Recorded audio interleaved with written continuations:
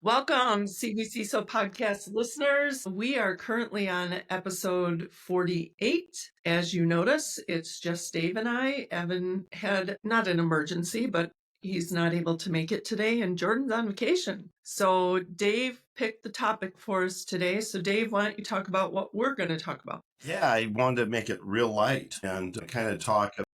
Oh yeah, this is light. Yeah. Well, this is what happens when the adults aren't here. You're calling them the adults? That's a sad thing. Less than 1 minute in, yeah, we're the we'll give them that title to own, because they're not here to defend themselves and say no, I'm And they probably won't watch the podcast. we'll let them know next week. It's our secret. It's our secret. Sure. I was going to say either that or we can just edit that small snippet and just send that to them and go, No, we know you're not going to watch it. Work.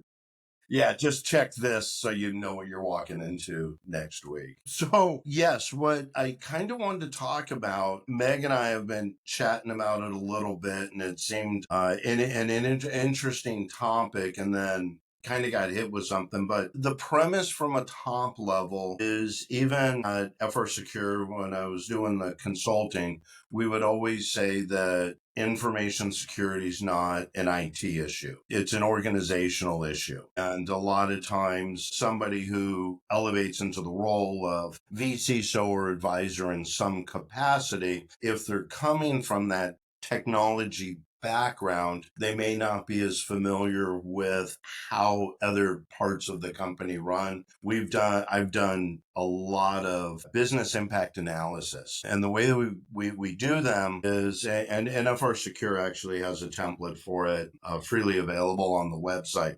It's a whole little pack to be able to use and leverage to help organizations do this. What happens in the beginning is there's like a spreadsheet, and we take that spreadsheet. Well, we identify the different departments in the company. There's going to be sales, marketing, IT, legal, HR, whatever they are that comprise that organization. So we take that spreadsheet and we keep each department separate. We talk to each one individually. We don't want to pollute HR's mind with what sales has and stuff like that. Which one of the things about the tool that we use is I think it does a good job, because when I was doing assessments, it would always say suggested people to talk to or something like that. So it helps you kind of reach out to the different areas of the company and understand who it is to talk to when dealing with risk assessment. Yeah, you're absolutely right. And the tool itself will break down the areas of the assessment into administrative, thinking the human side of stuff, policies and those sorts of things. It's going to be that. Then there's a look at physical infrastructure, on anything from personnel safety to how physical assets are being managed and protected and stuff like that.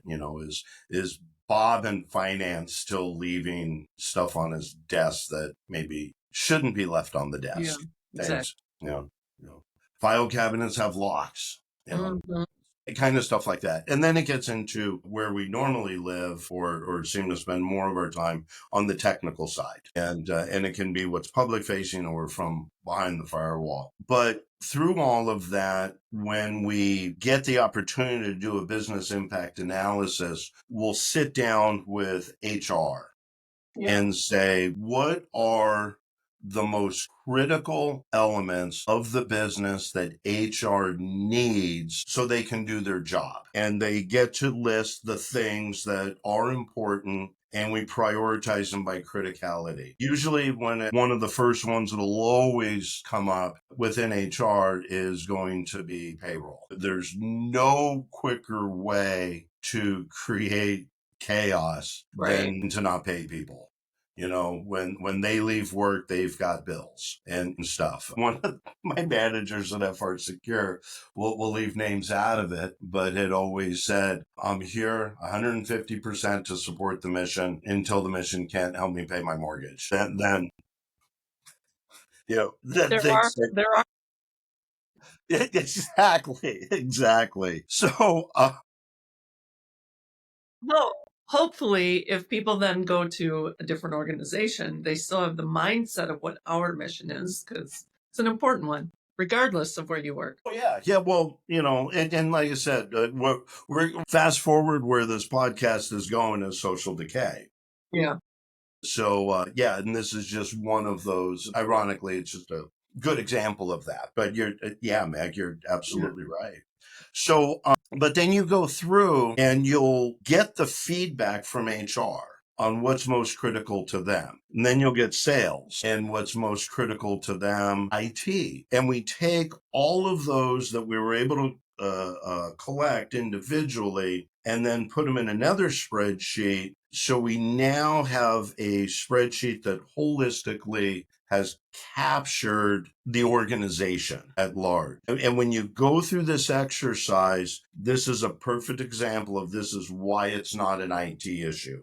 This allows us to make what we need to do to protect the company be cross-departmental in that regard. And sometimes that's new to a lot of people, but it's super important because everything that we do in that is the prequel to what our kind of business continuity plan and our disaster recovery plan will be, you know, God forbid were something to happen. Again, it takes me forever to say something that Evan probably would have said in like a sentence, but Maybe that's not. so with that, what we were kind of talking about was, yes, it is an organizational issue, but really the topic this week is how it's a societal issue and how we almost from a mindset, you know, there's you got the little angel and devil, you know, on the shoulder, and one of them, maybe they're not as polarized, but you got the two different perspectives. And one side saying, hey, we're doing the right thing because we're not just thinking technically anymore. We Right. are thinking about the organization. But if we do that, we're still have binders on that limit what our overall perspective is. Meaning, if Meg and I are business partners and we're doing all of this and we're saying, how are we going to protect our company and all of these things, we can do all of those things to harden our company that resources allow, budget, time, money, stuff like that. But really, the next step is for Meg and I to understand what our business's supply chain and vendors are. And we can do the same thing with those to prioritize them by a level of criticality. And we've kind of cast a wider net, but the scope of this wider net is still limited within the perspective of our business.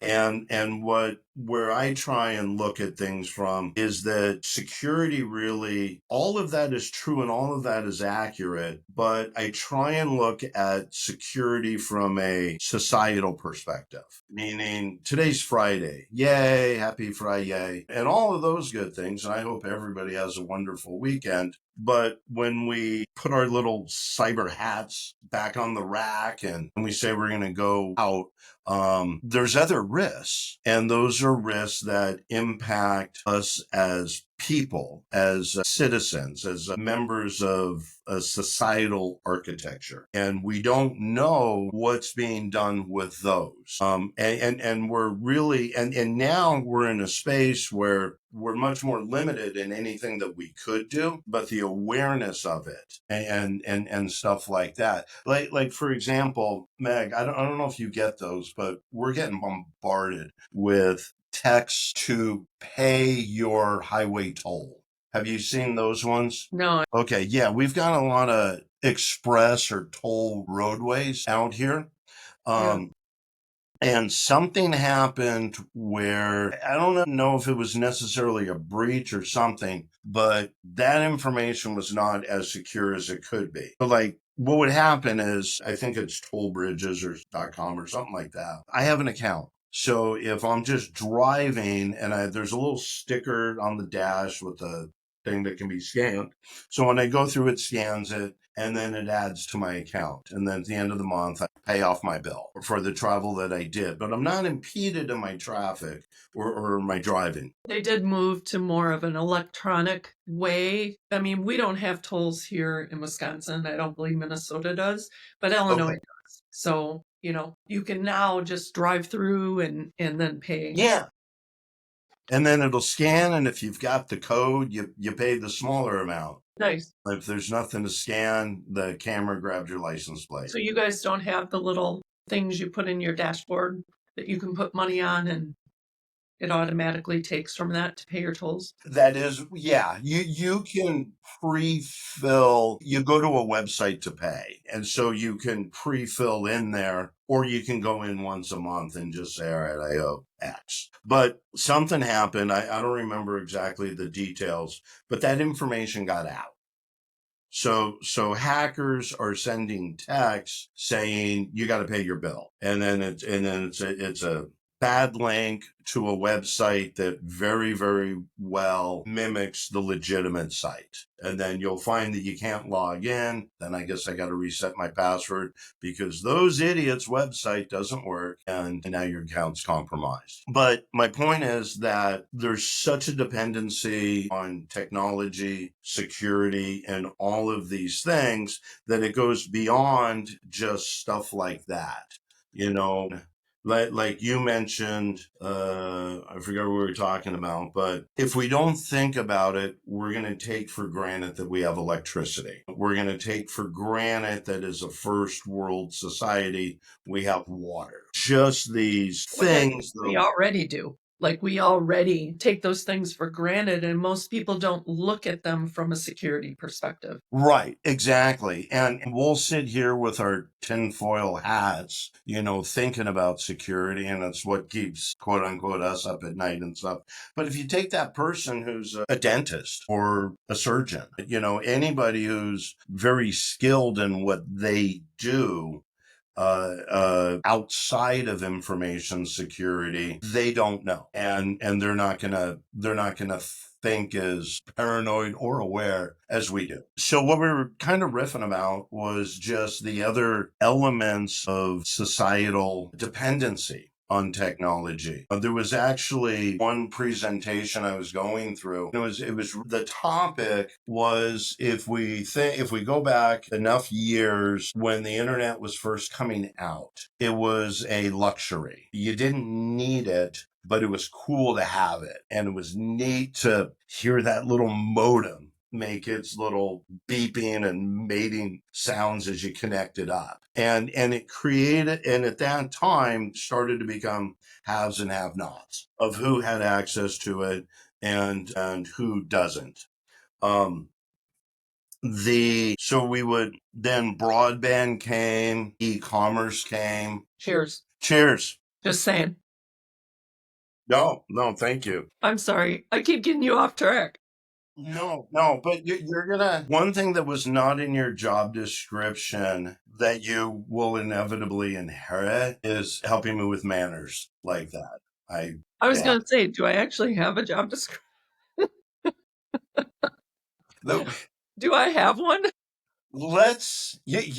God bless you, Meg. Let's save the topic for the value of roles and responsibilities and clear communication among them for a future podcast. Right. Sounds good. Because those become very important when you have to pull out that disaster recovery plan. Yes. That everybody knows who's who in the zoo and where you're supposed to, as you're not running into each other in the hallway. But yeah, you totally made me forget where I was going. I'm sorry. No, that's okay. So it was really, and it'll come back to me after an awkward 30 seconds, but really just trying to look at things that way. For example, my son's in high school. So that's what it was. Now I remember. Okay, we'll go back. Right about 30 seconds. Good. Yeah, I never got better. I've never gotten it down to 29 or 28 seconds, but I have learned that it's about 30. So really what happened was then it became that you could do more on the internet. and it became more interactive. But you could unplug and be okay for the most part. But if we fast forward to where we're at now, and I'm not referring to like social media, I'm thinking the example given during the presentation was if you had a pacemaker or something put in.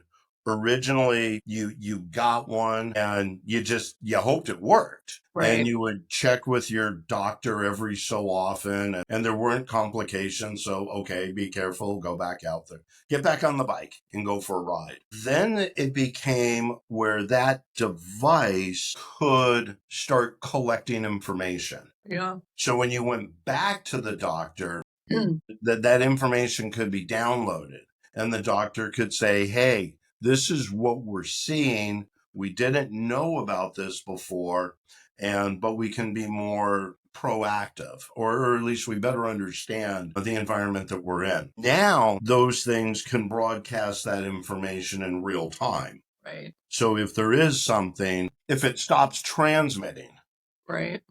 you get an alert. You go, hey, something's up, and you can do it. So we point being, and that's just one example. It's happening everywhere. So it means that we've gone from this internet as an option to a dependency on it, and a lot of times we don't realize that, and our kids are growing up in an environment where it's already dependent on it. So when we say, when we were young and had to walk to school uphill both ways in the snow, those sorts of things, they don't get it. They just already know that they're just already living in an environment that this stuff exists. So what Meg and I were kind of talking about was looking at some of the other areas, quote unquote, of critical infrastructure that we have become dependent on as a society. And God forbid what might happen were those areas of critical infrastructure to be impacted. And how would a community, whether it's rural or a big city or a regional area, be able to respond were something to happen? Whether it's, think about when in Texas, I don't know, 2-ish years ago, when they had those crazy winter storms and it just knocked out the electric grid. So things are broken while it's very extreme environmental conditions outside. So I'm going to bring up this screen because this is kind of where we were coming up from this line. And the best place to share with everybody and try and add value to this podcast is sharing an organization called Infragard. Some of you may be very familiar with it.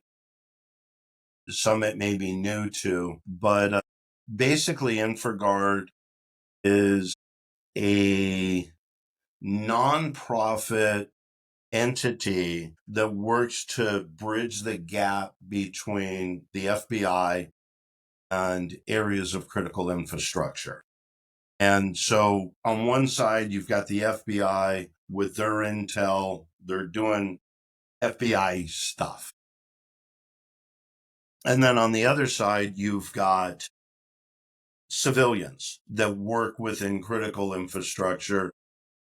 The guiding light spirit behind it is how can we share information across, bridge that gap in the spirit of better protecting our communities.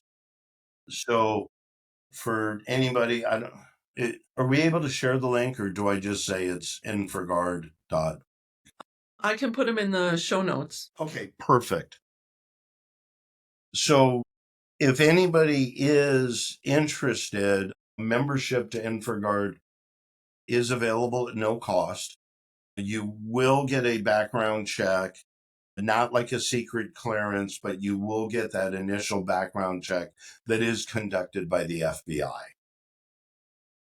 So be aware that it does take you down that route. And on the site, right here is critical. They list what are the areas of critical infrastructure. And I had brought that up here. And those are all listed over here. I think I'm going to say there's 16, but 1, 2, 3, 16. Yay. Yay for me. I mean, I knew to count to four times, and that got me there. So, but to share with everybody, and this information now, that takes us over to the CISA site. So this is all public information. Anybody can go and check out and learn more about without even thinking that you have to apply to Infragard. But the premise behind these are the sectors of service that keep a society, if that's a word. If we take away one of these, bad things happen. And our daily life, our daily routine is impacted. Take away two of them, it's just worse. So it'll be chemical sector, commercial facilities. Think of a concert. Think of what if something happened at the Super Bowl? And you can and this amazing effort of security at an event of that size. But there's minor league baseball teams. There's a lot of events where, or maybe it's a concert at a smaller venue that doesn't have the same resources, but you're still getting thousands of people in one location where something could be done. Communications, if we can't communicate amongst ourselves or with other areas, internet goes down. Okay. Maybe telephones work. Cell towers could go down. Exactly. Yeah. And Meg, are you familiar with, boy, we're just like all sunshiny on Friday here, aren't we? So there's communications, critical manufacturing, dams, defense industrial base, emergency services, energy, financial, food, government. Government services, think about, that will be schools. Schools is a subsector of government, as well as what if courts, law enforcement, any of the child protective services, any of those things, with healthcare. And then our tribe lives within the information technology sector. When I had the opportunity to join, I think it was in 2018, and been a member since, and was accepted through the information technology sector. But then there's nuclear, transportation, and then water and wastewater. So one of the things that's kind of cool through Infragard is, and that's why I was absent last week when you had just the adults here. Yeah. It was one adult there and two children. Yeah, this is I'll let you actually. figure out who was the adult. Well, I was just gonna say, I realized that I implied you're not an adult, and you're probably, yeah. If we were to collect enough data, we would undeniably classify myself, Jordan, and Evan as the children. That So is a fact. I'm Noah's yeah. the work mom. Okay. So yeah. Okay. So maybe it's better just to say you have less children to supervise today. Well, that means I've got 3 at work and I got 5 at home. So, although Yeah. we're all grown. Yeah. Bless your little heart. That's another topic. Right. Oh, I love it. But so last week, I wasn't able to attend because out here it was every 6 months. There's a really big semi-annual Infragard powwow, and it's conducted by Infragard, but a majority of the people that are presenting and speaking are members of the FBI. Mm-hmm. It's really their chance every 6 months to speak to a large audience, person to person, be able to answer questions and stuff like that. So it's really neat from our perspective to have that access. But the other cool thing about it is the audience is populated by represented citizens that work in all these different sectors. So when there's a break or I'm there early and meeting other people, I can collaborate and speak with somebody that works at one of the water districts here. And I can understand better what they're doing from a security perspective. Really, what are their standards? What are they bound by? Uh, what do they have to do and what do they want to do? Mm-hmm. And That's one. God, what? I'm sorry. That's one of the questions that is just kind of populating in my head. If you go into the information technology sector, what's the difference between that and like NIST or ISO 27001? Like, does it go into standards or is it more like the broad perspective of the infrastructure of your particular area? Both. Okay. Meaning it's going to start at like a top level. Mm-hmm. And then and then as you start, like it's going to say IT is the technology infrastructure that supports things. However that is, whether it's a private business, like for example, the Infragard meeting is hosted at so you've got a technology company that basically produces technology that taps into all of these sectors. So you start to see how it kind of cross mingles and how, like, if we do a Venn diagram, well, there's a lot of little overlaps everywhere. So it kind of starts there from a modeling or just say modeling of how we at least take what these ideas are and tangibly say this is what they are. Then you say, okay, well, within technology, information technology, we can start to talk about what are the risks. And it can be, obviously it's, ransomware. And then even at these events, if you strip away all the acronyms and all of the lovely things our industry throws out there, which seems to muddy the water, it always boils down to, are we doing the fundamentals? Are we patching? Yeah.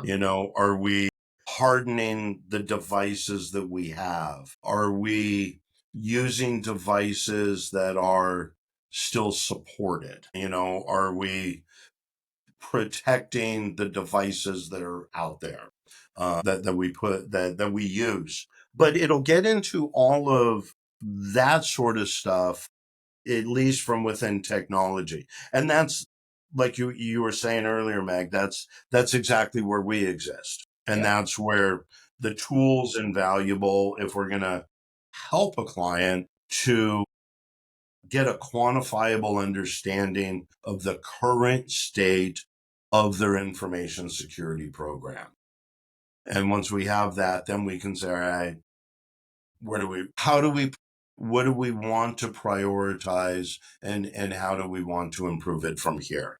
Is this a well understood or are people aware of this? Like even within the information technology sector, are our people aware of this, or is it still kind of a, hidden resource? I think it's a bit of both. I think that it's a drum we need to keep beating. I mean, you could say that maybe there's 50% awareness Yeah. kind of a thing, and that's a high number. So there is awareness, but it's usually driven by the industry that you're in. Like if you're in healthcare or Department of Defense type of stuff, you're going to be driven this financial sector. You're going to be driven this way because but if it's a small business, or if it's a something in manufacturing that doesn't have to adhere to regulatory standards, there's going to be a bigger gap there.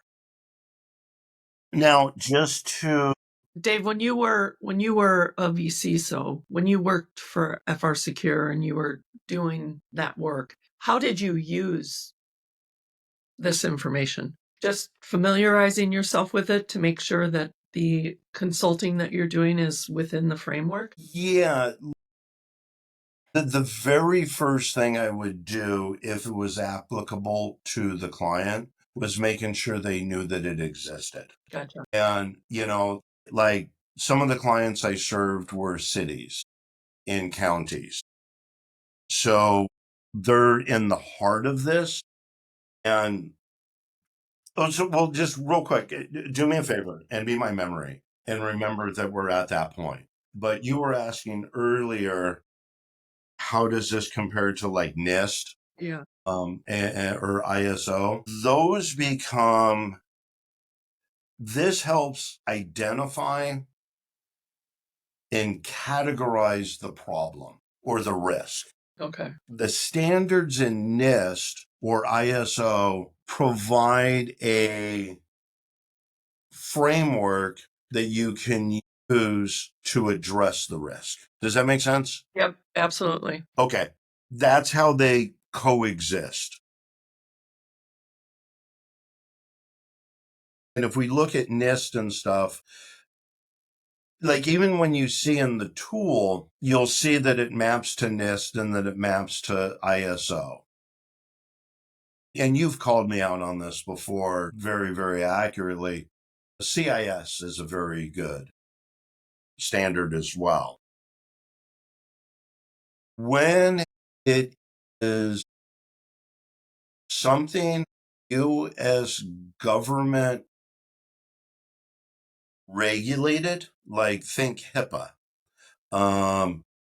it ties 1-to-1 with NIST. Gotcha. It's the federal government saying, these are the standards you have to adhere to, and this is what those standards are. Okay. So you kind of have context of what do I need to do. It'll give you the autonomy to determine how you want to do it or what's the best way for you to do it in your organization. And that's where the value of a vCISO or a CISO comes in.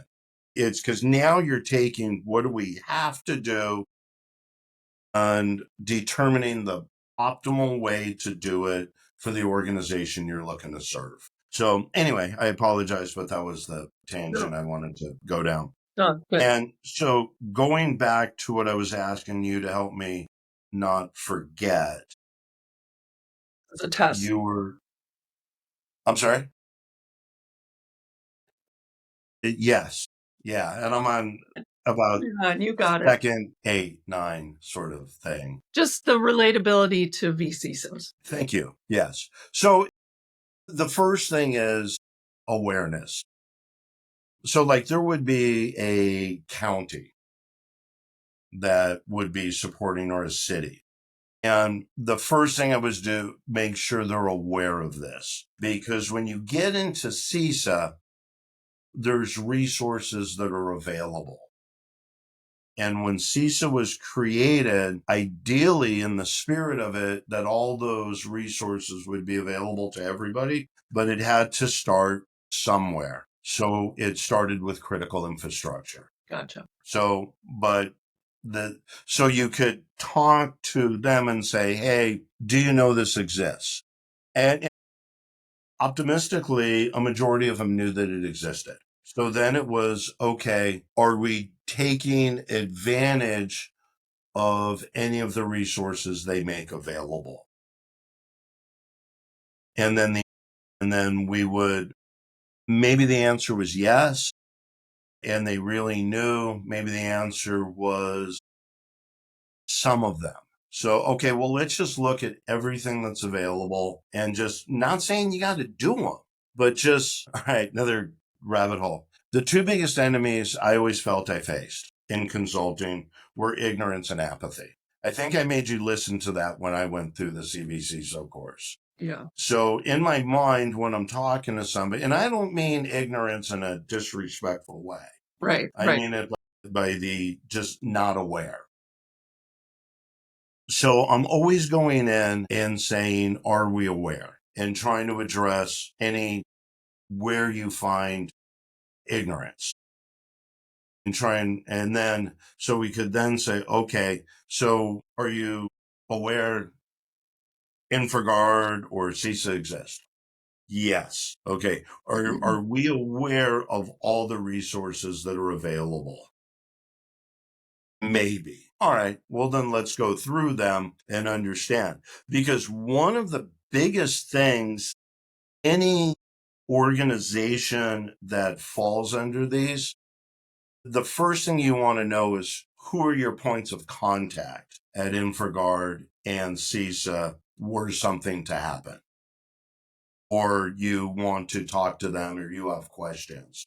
Doesn't every think it was the state level, every state has CISA contacts that you are supposedly be able to access, and they can even come and do trainings for you? Yes. Yeah. Yeah. In the spirit of it, that was how it was spun up. Yeah. And that was the idea. Yeah. That it was public facing and proactive in those ways. Yeah. And I've heard that it's difficult to get responses. It was, yeah.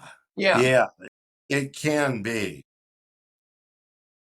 You have to find the Meg in the room. Yeah. Because then you're going to have, and to tell the Evans and Daves and Jordans, respond, Yeah. kind of a thing. But it's state level, then there's regions, and just really depending on what level, like San Diego has a Infragard or CISA representatives. It's San Diego or is it Southern California? But maybe I don't know. I don't want to pick on Kansas, but maybe Kansas is at a state level. Yeah. Versus but there is a presence. There's another, squirrel moment. There's another thing out there that falls under the government sector, which is called CGIS. And it's the Criminal Justice Information System, something like that. And basically what it is it's all of the data that police, law enforcement, marshals, courts use to look up criminal records and things like that.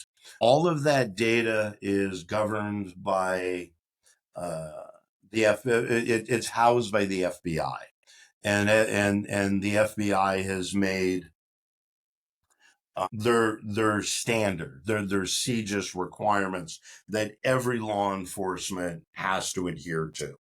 To me, it seems like that would be personal information. Like if you're a member, can you go there and look up criminal information? Oh God, no. Okay. So No. there's some type of vetting process. Well, Infragard, we wouldn't have, I'm sorry, what I'm trying to say, Okay.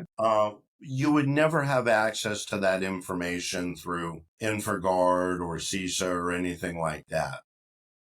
I was going off on a tangent of when I was serving municipalities. If the municipality, if the client I was serving as a municipality had law enforcement under its umbrella, Gotcha. the municipality was bound by these CGIS requirements, let alone what other requirements exist for other data that a municipality would have. Okay. And so yeah, there's just like a lot of moving parts those ways. So just kind of going back to that awareness of, you're responsible for what is law enforcement abiding by the CGIS requirements. And I think it actually came out where I forget who it was, but it was something in Minnesota where they really somebody became a high ranking person coming in and basically saying, if we find that a law enforcement agency is not adhering to these, we reserve the right to cut off their access to this data. Okay. I noticed on the website of Infragard, there are some resources available, like there's the Critical Infrastructure Threat Information Sharing Framework. This is within the IT sector. Okay, so I should go back here. Yeah, I don't think you have to go there, but like those URLs. So the top one, go up a little bit right there, specific plan. So that's a valuable resource, just looking through kind of the table of contents. Yeah, well, here, let me bring it up. There's gold in these hills, Mm-hmm.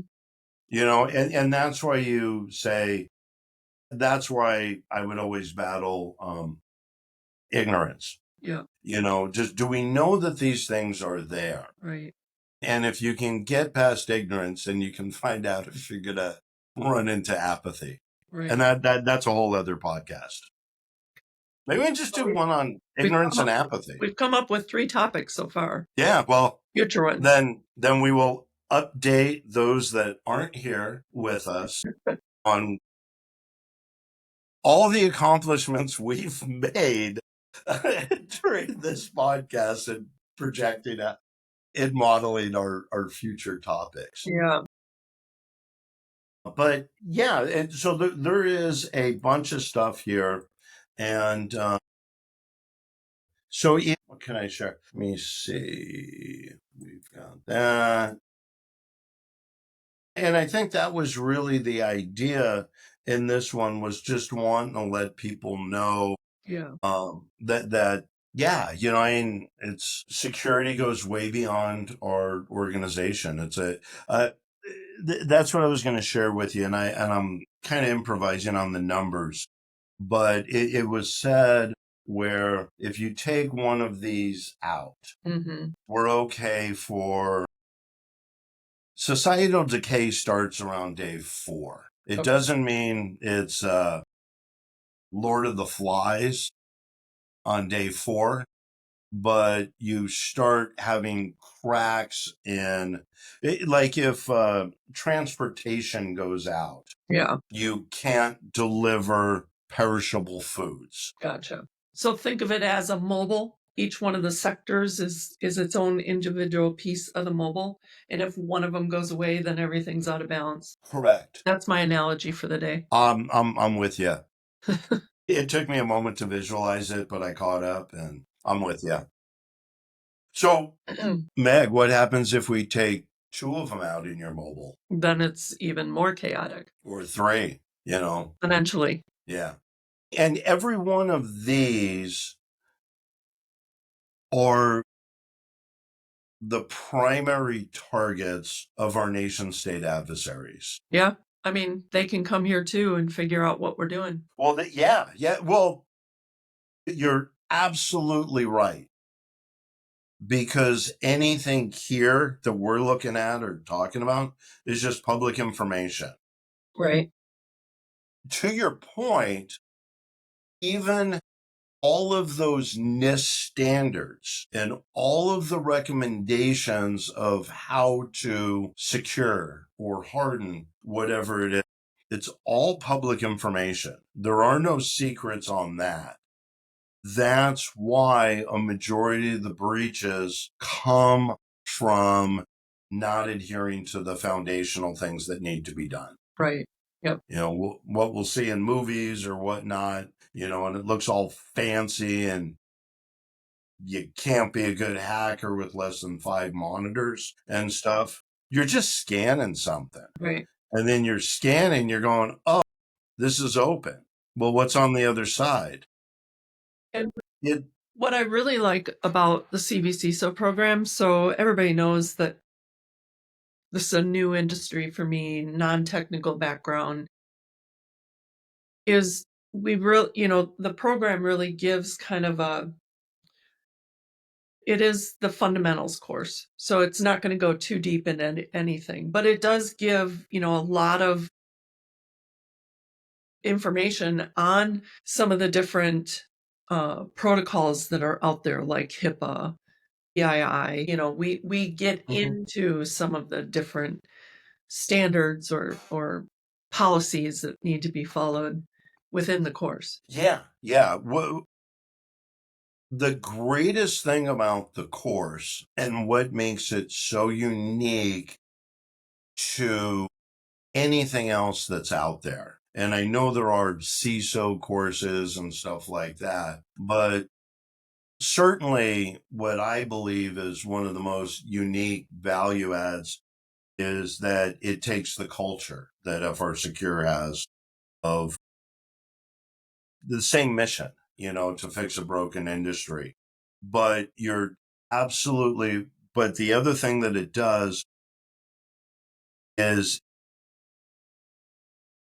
it starts with a technical risk, but even though it's a technical risk, it's a risk to an organization.